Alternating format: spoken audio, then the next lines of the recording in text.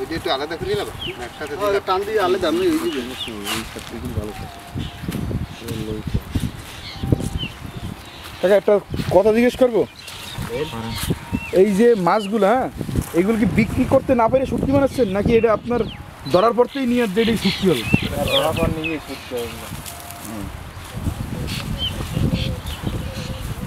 বাস হয়ে যায় এটা ভালো তাই হারিয়ে হ্যাঁ এটা কি ভাই এটা কি মাছ